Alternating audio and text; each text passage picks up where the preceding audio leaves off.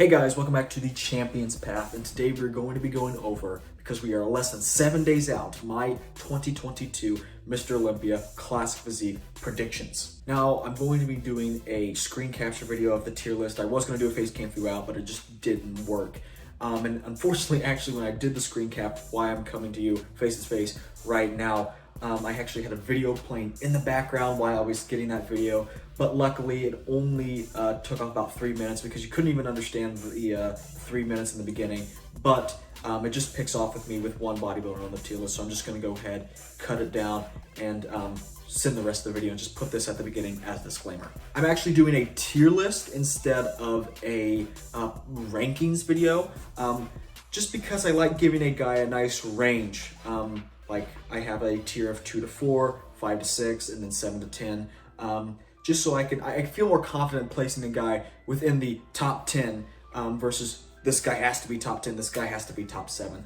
It's a lot easier to make predictions when that stress of being accurate on the prediction is kind of lifted. So I will still do a loose placing, like I have a place where it says 2 through 4, and the closest they are to the actual tier where it says 2 through 4, that's the placing, right? So if I place them closer over here, it's going to be 2, and then the furthest away they get from the tier, that's going to be the last place within that tier.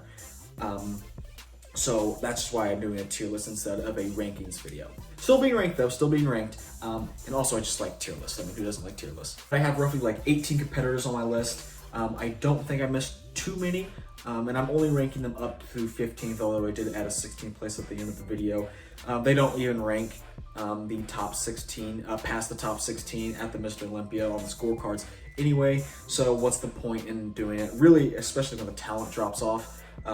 There's unfortunately like 60 guys in the lineup this year just for Classic Physique, and they realistically all don't have a shot at being top 16, let's be honest. So I have about 18 competitors there, I think, and we're going to rank the top 16.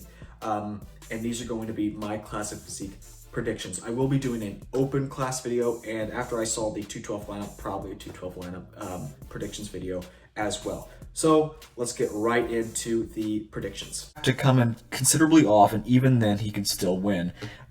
He has a huge media following, right? And at this point, he doesn't need the Olympia. The Olympia needs him. I mean, he's a major ticket seller for sure.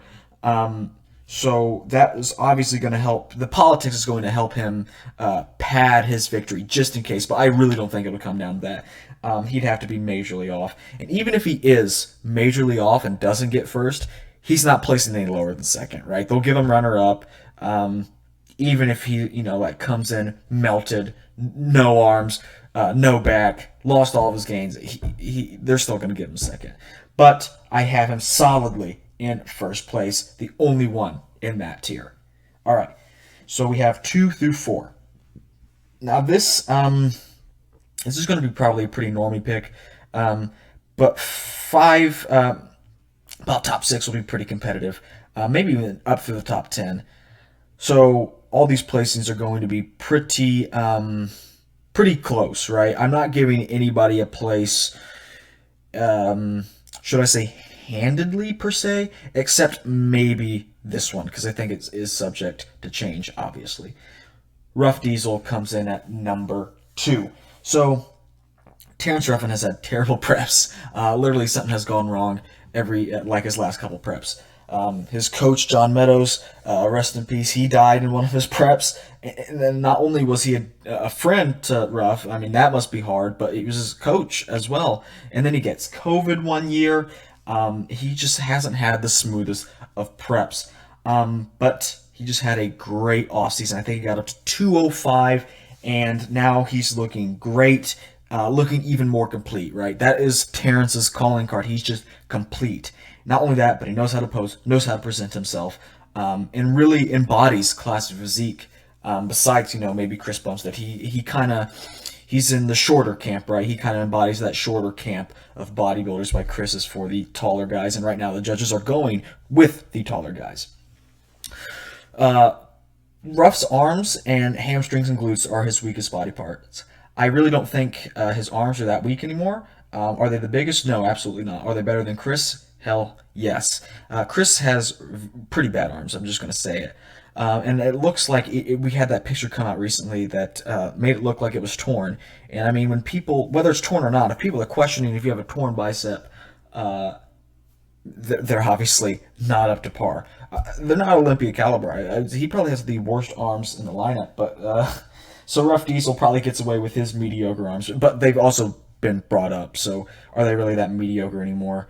I don't think so. But the hams and glutes, I think, still may need a little bit of work. I'm not entirely sure. Haven't taken a close look.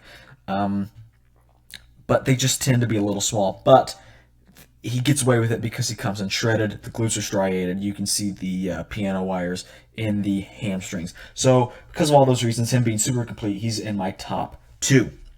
And then top 3. I initially had a couple guys in here floating around. Chris and Ruff were already in my top 2. It's a done deal there. But I had maybe Urs in top 3, seeing his grainy condition, so far out from the Mr. Olympia. I thought, wow, he's really coming in, and it looks as though he improved as well. That back and those arms look pretty improved. But after seeing this picture of Rahman, I will show you right here. Look at this back, right? That's why he lands in my top 3. So Ramon Dino is going to be in my top 3. He's just pretty complete, as well. The back has only gotten better, as you just saw from the last photo. The arms are nice and full, and he's having trouble getting down. Chris Aceto said, his coach, he's having trouble getting down to his weight class. He said he'll do it, no problem, but it's just going to be difficult. And that's, it's maybe a little comforting to someone making predictions that you hear that, because, well, the guy's at least going to be in condition. Maybe a little flat on stage, may mess up his peak a little bit, but you at least know he has the potential to be in condition, and he will be in condition because he has to lose muscle in order to get into his weight class. So really, I think this is an easy top 3 for him. I feel pretty confident in the top 3. But after this is where I feel a little loosey-goosey on these predictions here. All right. So I did do like a practice run of this a little bit, but these are pretty much, I was still working through it. I'll change it at the end a little bit, but right now, in top 4, not Urs, not Breon. This may surprise some people, Chin Kang. Chin Kang it's unfortunate that he hasn't had to compete since he did compete this year, obviously, to qualify for the Olympia, but we haven't seen him on the Olympia stage since 2019. That's going to be 4 years ago. I think he is very complete as well. Magnificent legs, monstrous legs. Now, a lot of these Asian bodybuilders, right, they have very good legs, and they tend to have very poor backs. And we'll get to this when we talk to Tony Duong. But I think Chin Kang's back is very good. It's at least good enough to make sure it's not a weak point, so the judges don't focus on that and still see all of his good attributes, right? That good structure, that good vacuum, those pretty good arms, amazing legs. I'm actually a big fan of Chin Kang. I think he is one of my new favorite Zeeks and makes him to the top 4. All right, so then top 5. Right after him, I'm going to put Urs Kalasinski. Really, he just needs some more time in the oven, right? Chris's arms are very poor insertion-wise, but his are just poor in terms of mass, which in some cases is honestly worse, but I do think they've come up, and I think the back has come up as well. Now, he will be in condition. We've been seeing Urs's condition. We can go there right now. Urs's condition is literally top-notch right now. And he was ready so far out as well. It's the Miracle Bear, isn't it? Miracle. Wow. The Miracle. Maybe it's on Buys and Tries if I can't find it here. Okay, we're going to Buys and Tries then. Okay. We roll down to Urs. Surely there's an Urs post around here. Surely. Well, We'll get to Breon in a second. We'll get to this guy as well. I definitely want to talk about him. Here we go. All right. Take a look at this. Look at the glutes. Literally pretty disgusting. You can see the arms peeking through right here. Take a look at the other mirror. And then we can take a look from the back as he hits it again. The back looks pretty improved. Lower back pretty dry. Arms a bit bigger. He's not going to have the biggest peaks ever. Just the way his genetics are. But a little bit more mass. And like I said, the glutes, literally nasty. What was this? Doesn't say. I think this was 5 days ago, and I'm going to assume that the video is a bit older than that. So this is probably about a week, 2 weeks out. 2 weeks out. And that's crazy, right? And he's been holding this type of condition for a while, actually. He's going to be pretty dry at the Olympia, right? So for that, he places in top 5. I still have him in the top 5, but I think he's going to get surpassed. I know he's made improvements, right? I know he's placed ahead of some other guys at this year's Arnold Classic. I know he won the Boston Pro and whatnot. But I do think he just needs a little bit more time. But that's okay because he's like 24, like 25 or whatever. All right. And then top 6. This is going to be an interesting pick for me. It's not going to be Breon. I think Breon's going to slip. We'll get to that in a little bit, but I think he's going to slip. I'm going to put Gabrielle right here. Maybe it's Gabriel, not entirely sure. Zassinelli? But there was just a pic on the Bison Tries Instagram that I came across. Here he is. That back, right? Now that's a back. Look at the improvements over a 3-year transformation. Now I'm going to give Gabriel a 6th place finish. Now I'm not entirely sure about that, but I think the main thing helping him out is the Chris Bumstead-like physique, right? He is just taller. He's a taller guy. He's more of in line with a Chris Bumstead versus a Rahman or a Chen Kang, these shorter bodybuilders. And I think the classic physique division wants more of that. If, a guy may be a little less complete than some of these, like Terrence, Rahman, Rahman's not really that short, but less complete than Kang or Ruff, but he's close enough and has that height advantage, I think they'll start rewarding just being taller. It's more like the Arnold physique, the aesthetic. He was like 6'2" or whatever. I'm not entirely sure how tall these guys are. I think they're both above 6 foot, but I think they're going to start rewarding taller guys. He's made some pretty good improvements, but I'm not entirely sure about 6th place. I may come back to this one. And then in 7th place, this is gonna make some people mad. And the thing is, I'm not even a Breon hater. I think he got robbed at the Arnold Classic, but I'm just being realistic. The judges, for whatever reason, do not seem to like him that well. I'm going to place... I think it's between Mike Sommerfield and Michael DeBull. Surely because the conditioning, right? But I think Mike is more classic. He's going to my top 7. Same place as last year. A pretty well-known, not a well-known name. I know a lot of you guys probably don't even know who he is. We can go to his Instagram really quick. He placed top 7 last year, and really still has gone under the radar. But I remember seeing this picture, or at least it was a front lat spread, and I actually preferred this front lat spread to Chris Bumstead's, and he's like the king of the front lat spread right now. I know it's not a pose, but still, it was a win in my head for Mike Sommerfield.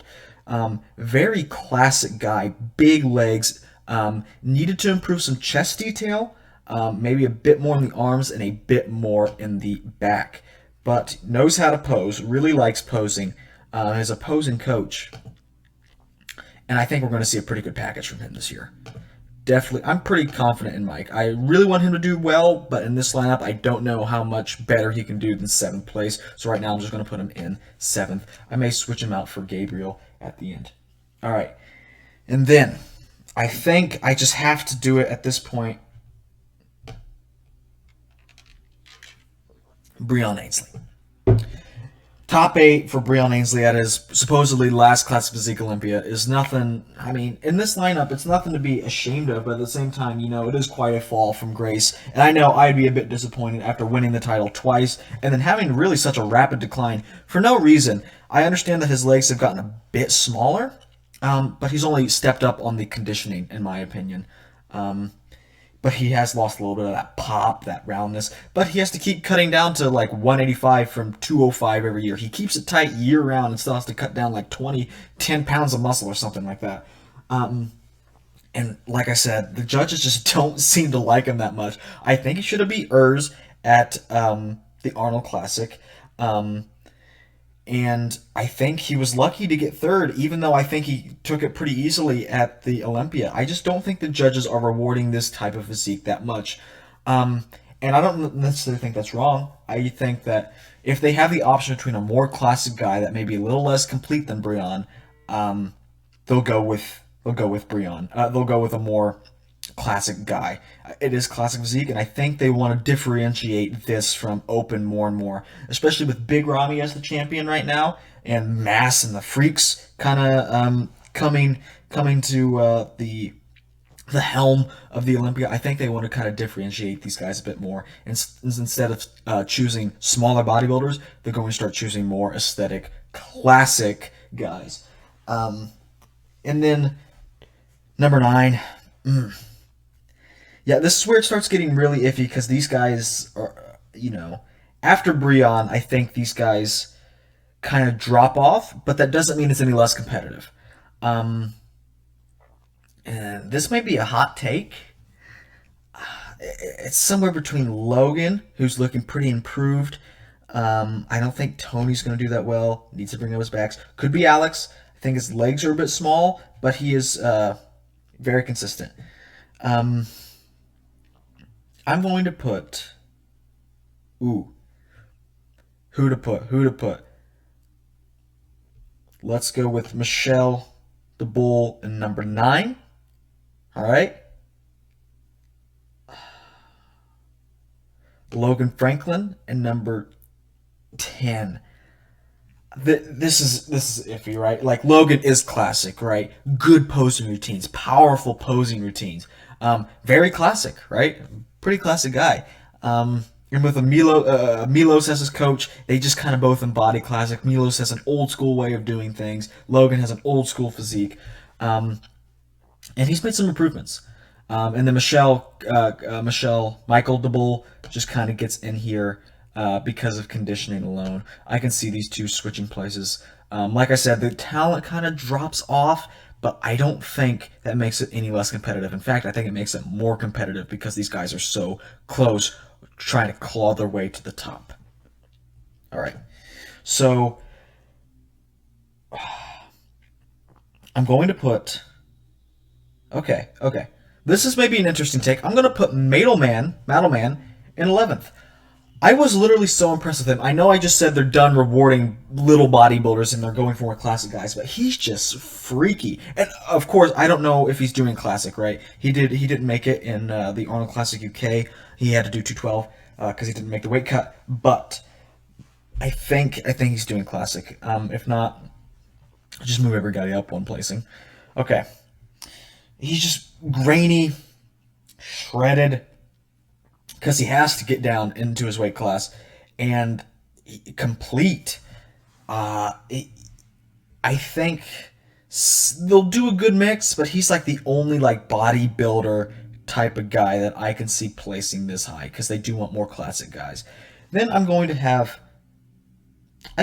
put Alex ahead of Fabian Meyer. Just because Alex is a bit more complete. I think Fabian needs to work a bit more on his back. You know what, though? Given that rib cage, I'm going to have to move him ahead of Alex. He may even be ahead of Madelman, but Madelman, that's just my personal pick. I just really like him. Great physique. But Fabian Meyer, he's a class dude, right? That rib cage, right? It's just straight across. There's no, like, concaveness. There's no, like, angle to his rib cage. It's just a flat line across the rib cage, and I really think it's pretty cool. And because of that, a lot of in the front shots is going to look pretty classic. Good legs. Not too sure about the hamstrings. I do not remember. He did need to bring up the back a little bit. I think Alex will beat him in the back department. But I think he's like classic enough, and the back department isn't going to be such a weak point that he's placed any lower than like top 12. All right. Last two placings, 11th, 12th, 13th, 14th, 15th. Okay. I'm going to have Neil Curry in 15th, because Wesley Vissers is going to be in my 14th place. Now, Wesley just continues to get screwed over, right? He did have some weak points to bring up, so I think the placings where he was like placing like 10th at the Arnold and the Olympia, I think those were kind of deserved just because he had things to improve. But at this point, it really is just because the judges are a bit weary on what classic really means, right? That pointy rib cage, it doesn't really help him that much, but I think he's pretty classic. I think he's a bit unique, but I think he is fairly classic. Not to mention, he just has some pretty good body parts and pretty freaky conditioning when he gets that low. And then kind of like him, just kind of missing some key elements is Neil Curry. Great legs, needs a slightly better like lower back area, but he has pretty good lat insertions. Needs better arms, and like he's just like all legs and like front lat spread. Tiny waist though, and that's why he makes it into my top 15. So the guys that didn't make the cut, Tony Dong, whatever, didn't quite make it. Giuseppe, one of my favorite physiques on Classic Physique stage, placed ahead of Wesley at the Arnold Classic UK, or at least around there, right? And I think he beat him in one show after that in Europe somewhere. Peter Molnar, I just don't think. It's just, some of these other guys are just bigger names. Encourage, yeah, he just has room to grow in certain areas. He needs some improvement in certain areas. All right, so this is my top 15 list. You know what? I'll rank top 16. I'll put Tony in 16. Okay, so here's the list. Number 1, Chris. 2nd, Ruff. 3rd, Rahman. 4th, Chin Kang. 5th, Urs. 6th, Gabriel. 7th, Mike Sommerfeld. 8th, Brian. 9, Michael DeBull. 10, Logan Franklin. 11th, Madelman.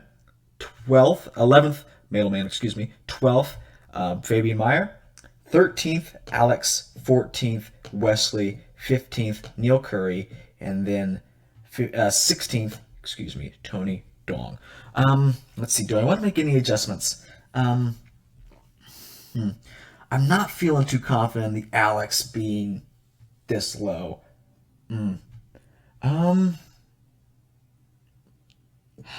Let's see.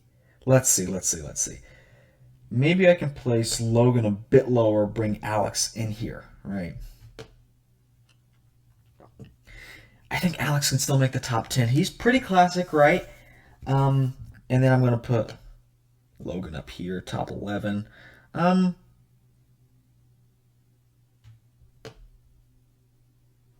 Right. How about that? Okay. Those are my final predictions. After a little bit of revision, I think these, you know what? I'll put Brian ahead of Mike. Just because I think, as much as the judges don't like him, I just don't know though. Yeah, 7th place is a good place for Brian. He's going to be around that. I don't think he's going to be... It's going to be a battle for him to get back into the top 6 just because the judges have really counted him out, and he's getting surpassed. Simple as that. Not only do the judges not like him, apparently, but an even bigger issue for him is that he's getting surpassed. It's just not helpful for him to keep making weight. All right. So, my top 6 in order of 6th place, Gabriel, Urs, Chin Kang, Ramondino, Rough Diesel, and then number 1, Chris Bumstead. I feel pretty confident about my top 5. Really confident about my top 5. I'm somewhat confident about my top 6 through 10, and then 11th through 16th, I guess, is a bit of a wash for me. We'll see. Like I said, it's going to be a super competitive Olympia. very, very, very competitive. We have so many names, so many good names. It's going to be a treat to watch, really, it is. So that's going to do it for my Classic Physique Olympia predictions. Those are my final predictions. Keep an eye out. Go ahead and subscribe, turn on notifications so you can find out when I post my open predictions as well as my 212 predictions. Go ahead and drop yours in the comments below, your classic predictions. I'd like to see where you're placing some of these guys. And don't be afraid to make them really big, because I don't just want a top 5. I really want to see where you shake out some of these guys and where you place them. I'd like to see a handful of lists in the comments just so we can compare, right? And don't forget to check the community tab, because although I haven't gotten around to classic yet, I have been posting polls regarding the open bodybuilders, and I just been putting them head to head, you know, like certain matchups, James, Raphael, a rematch of Blessing and Charles, just to see where the community kind of stands on who's placing higher, right? It's not necessarily prediction, but when all of them are done, right, we can kind of extrapolate who's placing higher than who. Maybe this person placed way higher than this guy based on the polling, and then this guy barely beat this guy. So we can kind of make an interesting kind of tier ranking based on you guys voting in those polls on my community tab. So just go over to the community tab, vote in some of those polls. I'd really appreciate it. Really want to see what you guys think. Drop your predictions below. Don't forget to check out the description as well. Check out armsracenutrition.com for some of the best high quality supplements on the market. And when you check out, use code CHAMPION10, help support me here. And that's it. Check the description. Don't forget to subscribe, vote in the community tab, leave your predictions below, and of course, have a great day. Thank you guys for watching. Don't forget to subscribe. And that is it for my Classic Physique Predictions 2022. It's going to be a ride.